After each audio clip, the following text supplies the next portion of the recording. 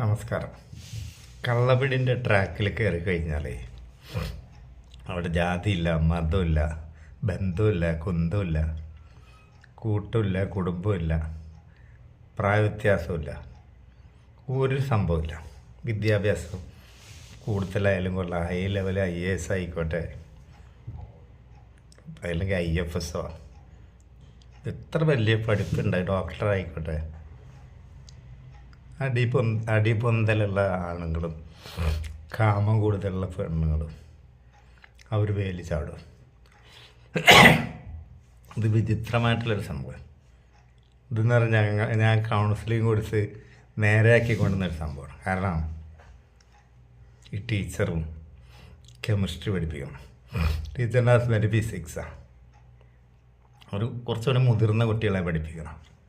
അപ്പോൾ അതിനനുസരിച്ചുള്ള സ്റ്റാറ്റസും സൗഹൃദ വലയങ്ങളും പിന്നെ അയാൾ എന്തൊക്കെയോ ലൊട്ടിലൊടുക്ക് സംഭവങ്ങളൊക്കെ കണ്ടുപിടിച്ചിട്ട് സമ്മാനങ്ങളൊക്കെ മേടിച്ച. അപ്പോൾ അയാൾക്ക് കുറച്ച് ഫാൻസുകാരൊക്കെ ഉണ്ട്, ഗേൾസും.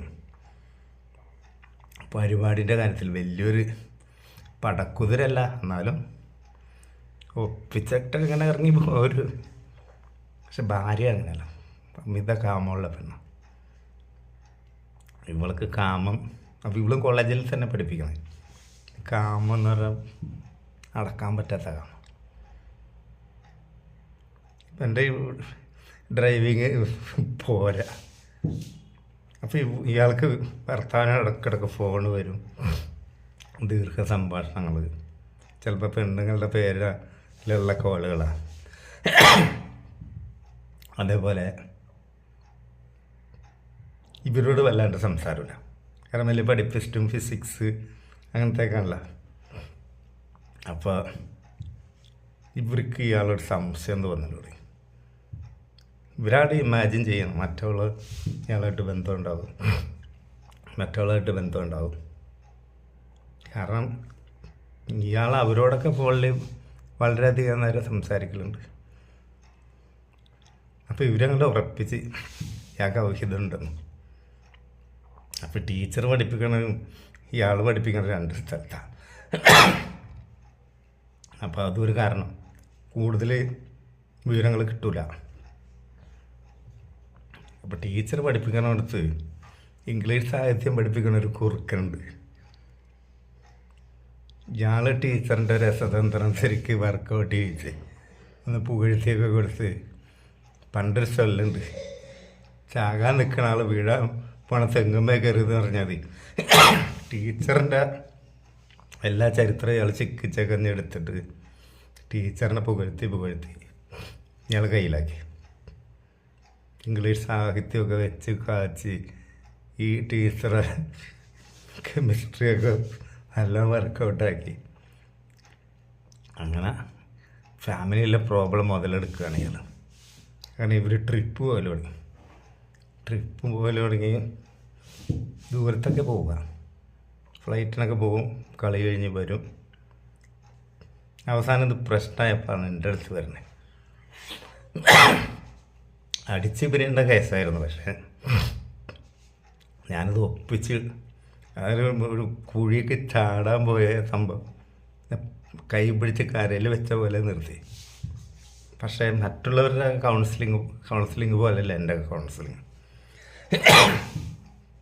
ഇവിടുത്തെ ഒരു ശരാശരി സൈക്കോളജിസ്റ്റ് നമ്മുടെ ഈ സദാചാരവും മര്യാദ അതിൻ്റെയൊക്കെ ഒരു പ്രോഡക്റ്റായിരിക്കും. അപ്പോൾ ആ രീതിയിലുള്ള അഡ്വൈസാണ് അവർ കൊടുക്കുന്നത്. ഞാൻ ഡിഫറൻറ്റാണ്. കള്ളവടി പ്രോത്സാഹിപ്പിക്കണം എന്നുള്ളൊരു മൈൻഡുള്ള ആളാണ് ഞാൻ. അപ്പോൾ വലിയൊരു കുഴപ്പമൊന്നുമില്ലെങ്കിൽ കണ്ടിന്യൂ ചെയ്യാനാണ് ഞാൻ അഡ്വൈസ് കൊടുക്കുക. അതവരുടെ റിസ്കിലിട്ടോ, അല്ലാണ്ട് ഞാനതിൽ ടോർച്ചടിച്ച് കൊടുക്കാനൊന്നും നിൽക്കണില്ല. അപ്പോൾ ഈ പെണ്ണിനായിട്ട് ഞാൻ സംസാരിച്ചപ്പോഴാണ് പെണ്ണിൻ്റെ കാമാസക്തി, ഇയാളുടെ സംഭവങ്ങളും ഈ ഇംഗ്ലീഷ് സാഹിത്യം പഠിപ്പിക്കണ മാഷ്ടെ പ്രേമസല്ലാപം. അതിൽ വേറൊരു പ്രശ്നമുണ്ട്. നമ്മളൊരു കാമുകി അങ്ങനത്തെ ഒരു സിറ്റുവേഷനിലൊരു നമുക്ക് അങ്ങനത്തെ ഒരു പെണ്ണുണ്ടെങ്കിൽ നമ്മൾ അങ്ങേറ്റം മര്യാദയോടുകൂടി അവരോട് സംസാരിക്കുള്ളൂ. എപ്പോഴും മര്യാദകൾ. എവിടെയെങ്കിലും പോയാൽ ഫസ്റ്റ് അവരിരുത്തും. സ്റ്റെയർ കേസ് കയറുമ്പം ഇവരെ മുന്നിൽ കയറാനായിരിക്കും. സ്റ്റെയർ കേസ് ഇറങ്ങുമ്പോൾ ആണുങ്ങൾ മുന്നിൽ ഇറങ്ങണം. കാരണം അഥവാ തട്ടി തടഞ്ഞ് വീഴാൻ പോയാൽ പിടിക്കാം. അതൊക്കെ ചില മര്യാദകളാണ്. അതിൽ ഭക്ഷണം കഴിക്കണോടത്ത് കയറിയണം, മനോഹരമായിട്ട് സംസാരിക്കും. ഇവരുടെ സംസാരം കേട്ട് ചെവിടെ നിർത്തിയിരുന്ന് കൊടുക്കും. ഇംഗ്ലീഷ് സാഹിത്യം ഇതൊക്കെ നല്ല പ്രാക്ടീസാണ്. പക്ഷെ സ്വന്തം ഭാര്യനോട് ഫിസിക്സ് അത്ര വലിയ ഫിസിക്സ് ഇല്ല. അയാൾക്ക് വലിയ വലിയ കമ്പനി അങ്ങനത്തെ ഭാര്യയല്ല, അവളോട് എപ്പോഴും മുന്നേണ്ട ആവശ്യമില്ല. ഒരു നാച്ചുറൽ അല്ലാണ്ട് അവോയ്ഡ് ചെയ്തൊന്നുമല്ല. ഇവള് വിചാരിച്ചത് ഇയാൾക്ക് സകല പരിപാടി ഉണ്ടോ. ഈ പെണ്ണിനോട് ഞാൻ സംസാരിച്ചു കഴിഞ്ഞപ്പോൾ പെണ്ണിന് കാമാസക്തി കൂടുതലാണ്. ഭർത്താവിന് സംശയം, ഭർത്താവ് തെറ്റ് ചെയ്യുന്നുണ്ട്, പിന്നെ എനിക്കെന്താ ചെയ്താൽ.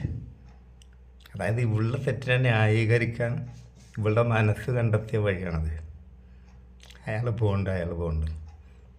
ഇവള് പറഞ്ഞ മുഴുവനും കേട്ട് പിന്നെ ഇയാൾ പറഞ്ഞ കേൾക്കണമല്ലോ. അയാൾ ഈ പെണ്ണിലല്ലാണ്ട് ഒരു മനുഷ്യനെ വേറെ പെണ്ണിനെ കളിച്ചിട്ട് പോലുമില്ല. ഫിസിക്സിന് അതിനുള്ള ധൈര്യമില്ല. എന്താ ഇപ്പം ഇനി ചെയ്യുക? ഇതെങ്ങനെ തീർക്കണമല്ലോ. ഞാൻ ഒരു സെറ്റിൽമെൻ്റ് എത്തി. മാഷോട് പറഞ്ഞു, ആ ടീച്ചർ ഞാൻ അങ്ങനെ ഒന്നും പോകില്ല, പ്രശ്നം ഇവിടെ തീർന്നു.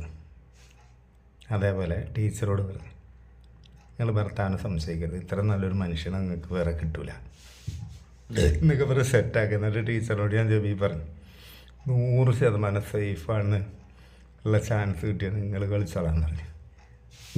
ജീവിതം ഒരിക്കലും ഉള്ളൂ ടീച്ചറെ. ഇതും വേണം അതും വേണം. അമിതമായാലെല്ലാം പ്രശ്നം. നിങ്ങൾ കുറച്ച് ഓവറായിപ്പോയി. രഹസ്യമായിട്ടാണെങ്കിൽ കുറേ നാളും കൂടി മുന്നോട്ട് പോയാനെ. കഴിയുന്നത് മിങ്കിളിങ് വേണ്ട അധികം. അത്ര മുട്ടി നിൽക്കുന്ന സമയത്ത് കുറേ കാലം കൂടുമ്പോഴൊക്കെ ഒരു കളി കളിച്ചോളാൻ പറയും. അങ്ങനെ ആ പ്രശ്നം ഞാൻ സോൾവ് ചെയ്തു. നമ്മളുടെ ഇടയിൽ എന്തൊക്കെ നടക്കുന്നുണ്ട്, അനവധി കള്ളവഴി സംഭവങ്ങൾ കോംപ്രമൈസ് ചെയ്ത ആളാണ് ഞാൻ. അതുകൊണ്ടാണ് ഞാൻ ഇത്ര കറക്റ്റായിട്ട് പറഞ്ഞത്. അപ്പം നമസ്കാരം.